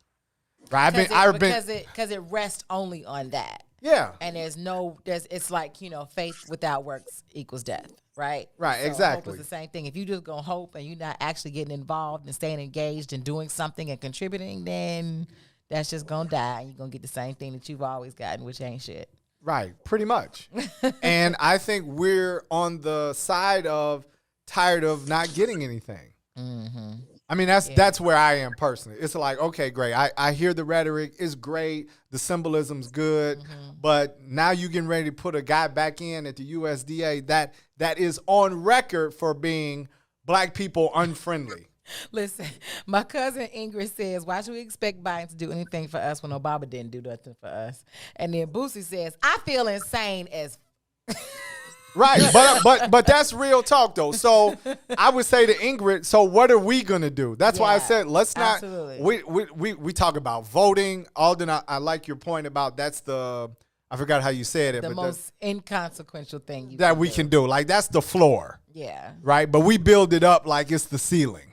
Yeah. You know what I mean? Oh, I just voted with pineapples on our head and maracas, and we be in the car, and real talk. It's a real celebration. Margaritas on the dashboard. I just came from the office. Meanwhile, black farmers get stripped of everything. I'm sorry. I was distracted by the pineapples on my head and the maracas. So but that's how I feel. So, Brother Lowry, kind of put a pin into us. Bring this before we go to break. Kind of bring this in, and we want to let you all know that this is not the end of a discussion, but merely a step in the road, because we got to keep talking about stuff like this. Yeah, I would just say that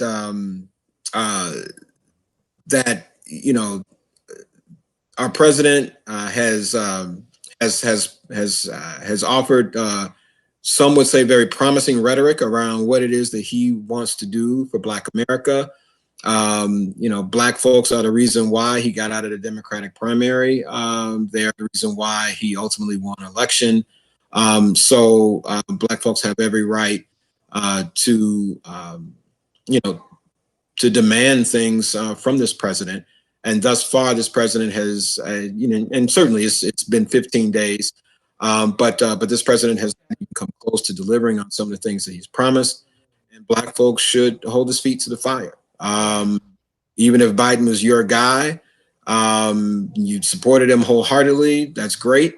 But even the folks that you support wholeheartedly, when they're in office, our role as citizens is to make sure that they're doing what they're supposed to do. And that requires that we not sit on our hands and just watch the days go. So we have to, stay informed, and we have to lift our voices in whatever way we can to make sure that folks are aware that we're watching and that we're not happy if indeed we're not happy. So at this point, I don't know if any Black folks can truly say that we're happy with the way things are. So.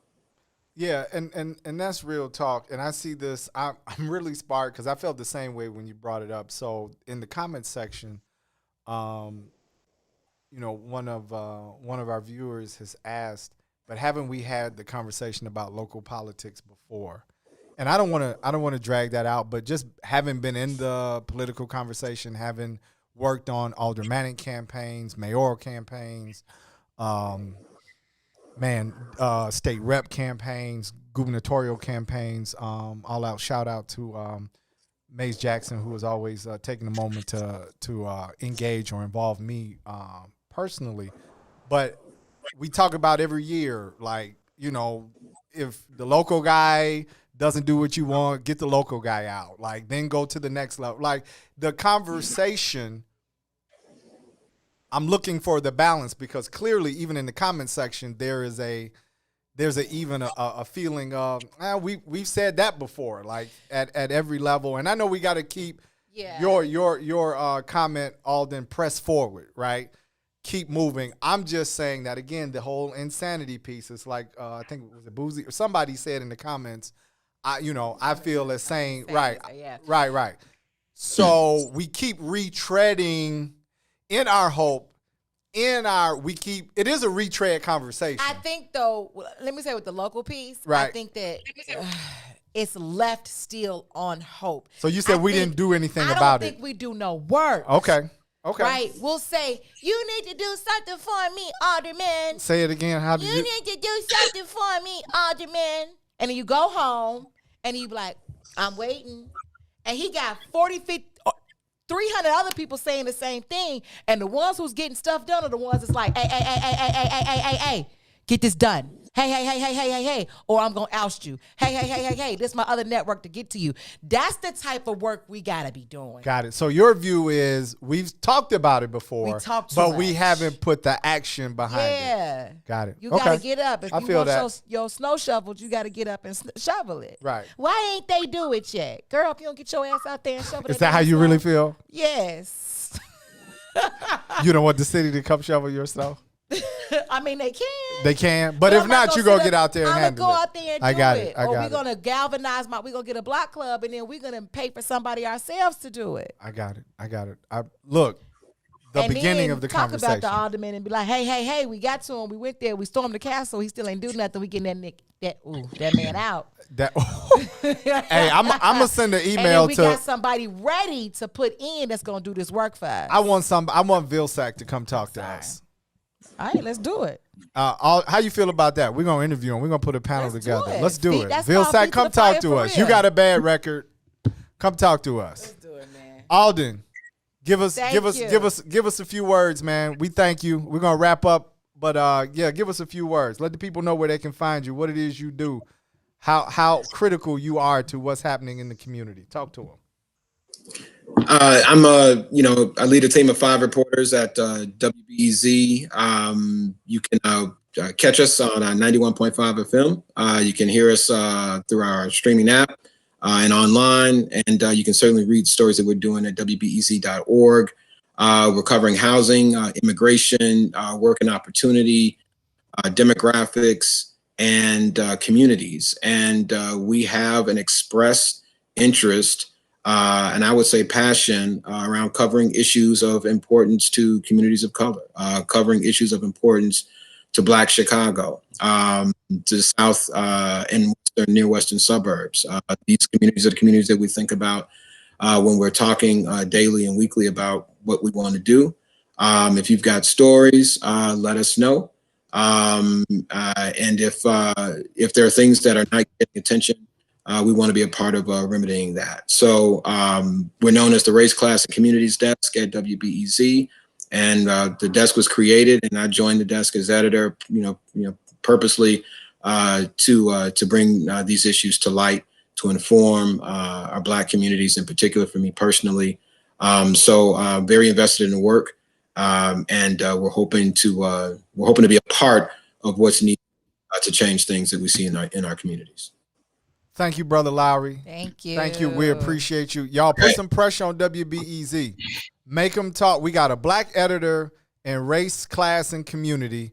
Put some pressure on them. Contact Brother Lowry. Let's continue. Let's use what we got, but let's raise the tempo. Yes, sir. Let's raise the tempo. Let's continue talking about it. Thank you again, Alden. We're gonna go into this break. We're gonna go into this break, and then when we come back, Cassie. We got L. Michael Flanagan of Windy City Injury on the Green Business Moment by the Black Mom. Love it, love it. We'll see you guys on the other side. We'll be right back.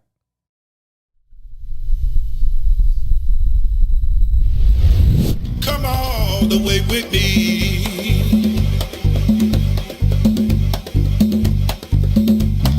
Don't leave me now.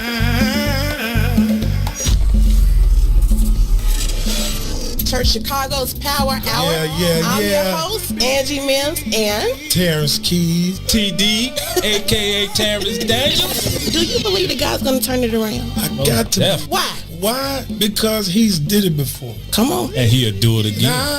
Yes. You can do it again. Yes. Come on here. Come on, I better leave that alone. Somebody calling you right now. Somebody calling you right now, Lord. If it ain't one thing, I better go. God's going to turn it around. And I feel like we have to encourage the people because so many people are just truly depressed. They're going through the holiday blues, and we want you to know that you don't have to be discouraged. But you can in fact be encouraged because God's going to turn it around. Turn it around.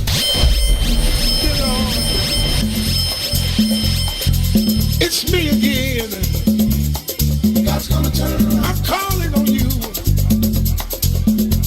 You did it before.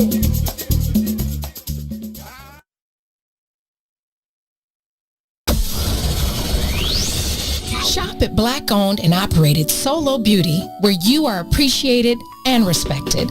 Located at 8158 South Cottage Grove, Solo Beauty can supply all of your black hair care needs. Solo Beauty is open from 11 a.m. to 8 p.m., Tuesday through Saturday.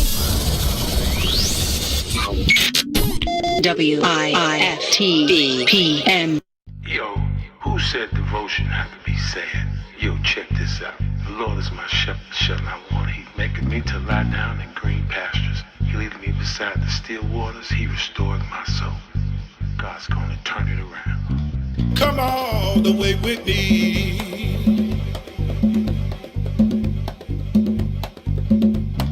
Don't leave me now.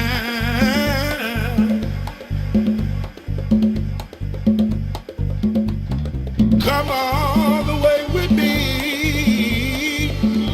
Oh, please.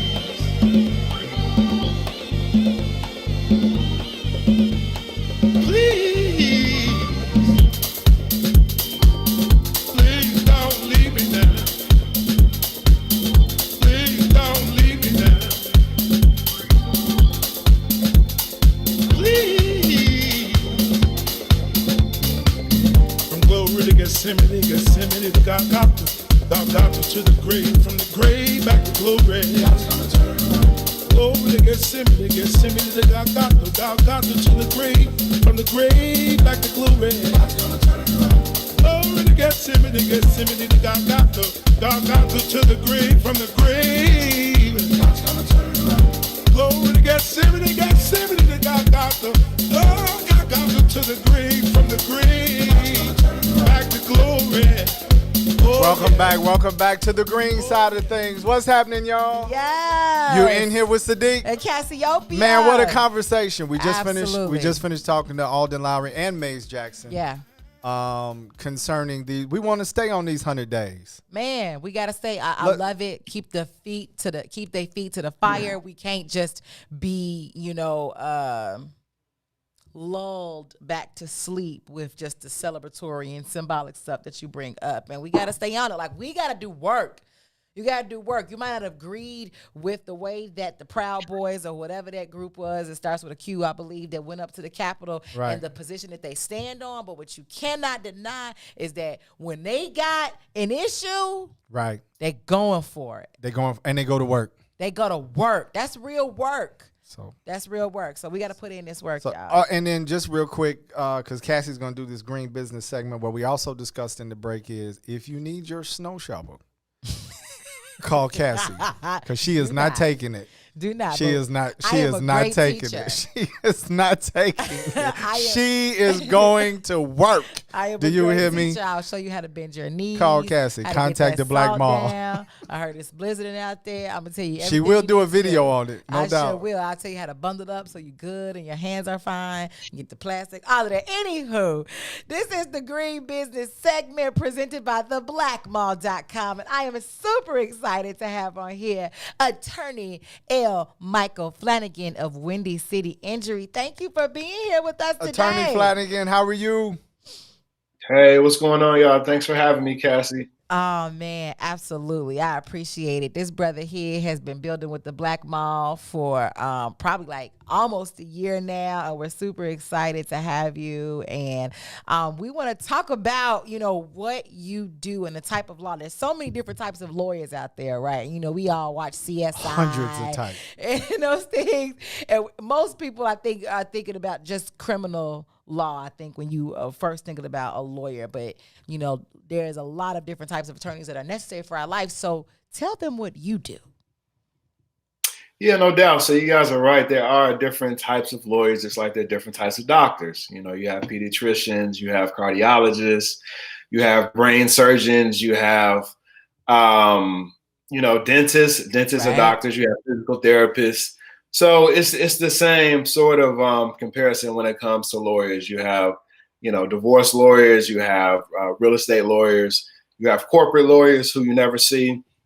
And then you have lawyers like myself who serve the public in the capacity of personal injury lawyer or trial lawyer, which means, and I'm sure a lot of your audience has heard, Glenn Lerner, if you're in a wreck and you need a check, I like to say, wow. Not Glenn Lerner. I like to say, if you're in a crash, we got to get your little jingle together. We got to get that together. But yeah, basically I serve everyday people. You just never know when, unfortunately, that person rear-ends you, or, grandma goes to the hospital and she's a victim of medical malpractice, or you're at work and you slip and fall, or something falls on your head. I mean, injuries are a common part of life. And, my job is to help people get justice, and most importantly, help people get paid. Well, this was exciting to me, and I don't know if you all saw this on social media, but there was a doctor who actually became incapacitated by COVID, had to go into the hospital, Black doctor, female, and she recorded her experiences because she said she was being treated with racism, ended up succumbing to it, and I believe that there's a lawsuit, right? So although we understand the criminal side and we talk about lawyers as, there are a lot of jokes pinned to it, but there are a lot of lawyers that help in very basic ways in terms of making sure that, your care, your experiences are dealt with properly, because there are a lot of, nefarious things that happen in situations, and we need people who can understand us. Yes. So shout out to the Black lawyer, but also in the areas of healthcare, car accidents, and, just things that can have big effects if they're not dealt with properly. Yeah, absolutely. Yeah. So talk about, like the type of cases that you've taken on and helped people to defeat, or to be able to get the justice and hopefully get paid too. Yeah, well, one thing I want people to understand is, that the whole negative stereotype of like ambulance chaser or anything that's associated with lawyers, that was primarily created by the insurance industry. And that was created by the insurance industry because they're the evil ones who want to keep all your money and hope that you never file a claim and that nothing ever happens. And so they can continue to take you to the ringer to try to get the insurance money. Man. Exactly. And, as we know, this is Black History Month, obviously, but these insurance companies have been around for hundreds of years. They didn't become billion-dollar corporations overnight. So that particular stigmatism against lawyers who do what I do was created by the insurance companies, and that's primarily who our arch nemesis is, right? Like we typically don't go after individuals unless they're extremely high net worth individuals. Typically, when there's a lawsuit involved and there's some money exchanging hands, it's going from an insurance company to a regular individual's pocket due to the negligence of someone else. So if you get into a car accident and somebody rear ends you, and you hire an attorney, you're not actually suing that person. I mean, on paper, you're suing that person, but the funds and the money is not coming out of that person's account. It's coming from their insurance company. And that's ultimately what people pay insurance for, is to kind of cover themselves just in case something happens. Yeah. So. Love it. Yeah, so if I get into a car accident and I want to make sure that I get paid, but sometimes when it comes to lawyers, we get scared and it's just like, well, I'm trying to get paid, but is the lawyer gonna take all my money?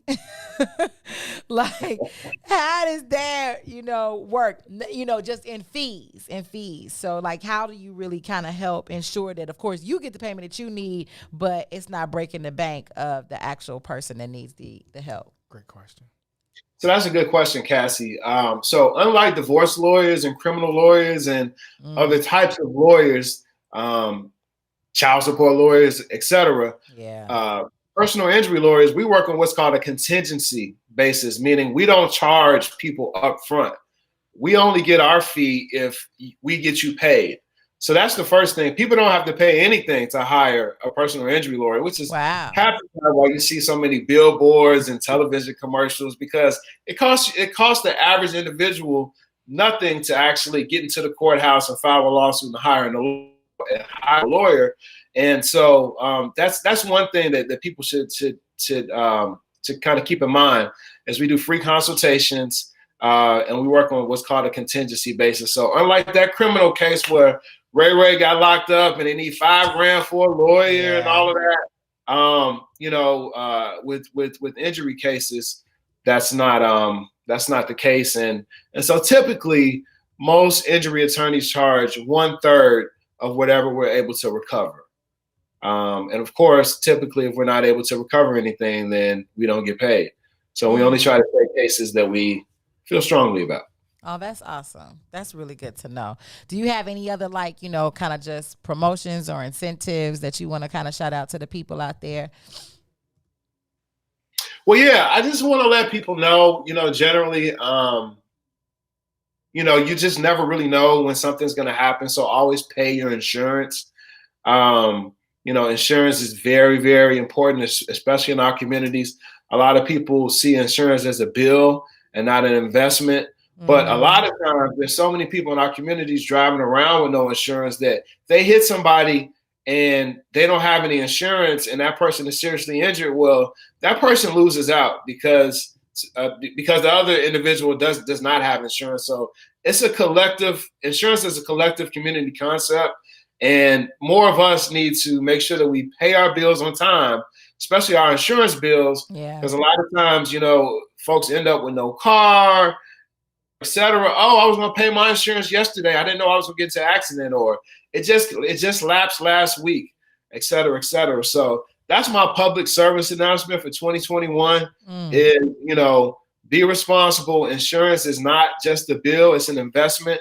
And obviously sometimes the more insurance you have, then the better off you are just in case something does happen. Absolutely. I love it. So how should people reach out to you and connect and be able to utilize your services? Well, shout out to the Black Mall. Obviously, if you subscribe to the email list, then occasionally you might see my promotions in the email blast. You can also check me out at www.windycityinjury.com. You can also find me on Instagram at Flanagan Injury Law Group and Facebook as well. But definitely check me out on the web, windycityinjury.com. Love it. Thank you so much for being here with us today, Brother Michael. Thank you, Attorney Flanagan.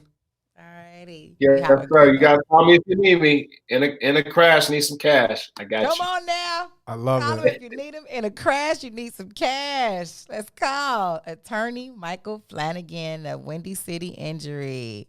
Thank you, my brother. Thank you. All right. Out to the people. Out to the people. All right.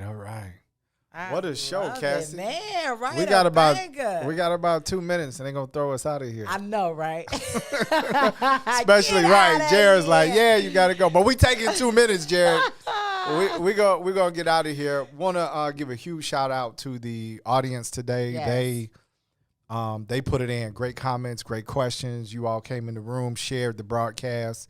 It was awesome. I'm still, thoughtful about the conversation. Mm-hmm. Yeah. It was awesome. I gotta just really quickly Boosie. What'd she say? My story's funny. She said, because if I get one more GoFundMe request, # get you some insurance. # don't GoFundMe, get you some insurance. I love it. I love it. And shout out to Attorney Flanagan for the public service announcement. Yes. Because it's real talk. That is. It's real talk. That It's real talk. man. I appreciate him. So we are still in the process of signing up. We've got people who have signed up for the February meet list for Black History Month meet list. Y'all ready? We're excited. We got to do that. We want to take control of our health. We want to stand in our power. Yes. Stand in our choices. Mm-hmm. And we want to get healthier mentally, spiritually, physically, the whole 9 yards. And how do they sign up? They can go to the Black Mall. I feel like, the Black Mall.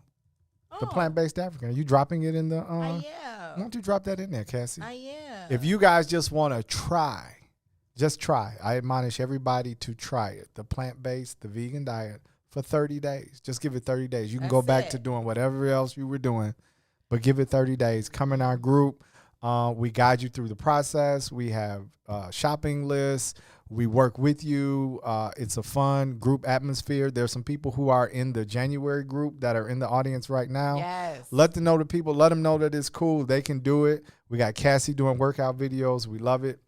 You're going to need a band, though. And you got to strap it around your knees. I'm just telling you right now. I'm still working. I got to go to Target and get mine. A band, a jump rope, some arm weights. Actually, there's a black-owned sister. There's a sister that sells bands. The sister's black-owned? Okay.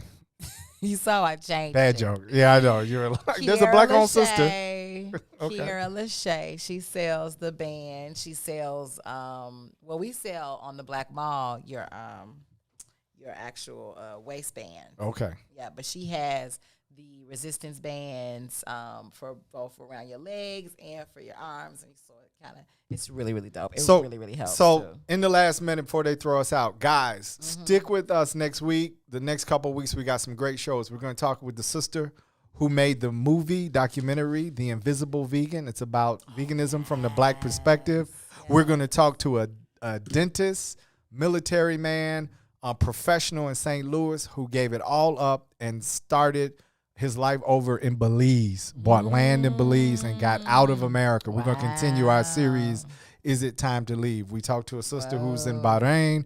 Now we're going to talk to a brother that is in Belize. All right, so you got it. So next week, we thank you for tuning in to the green side of things. So for Sadeek and Cassiopeia, we love you guys, and we'll see you Tuesday. Love you Peace. guys. Peace.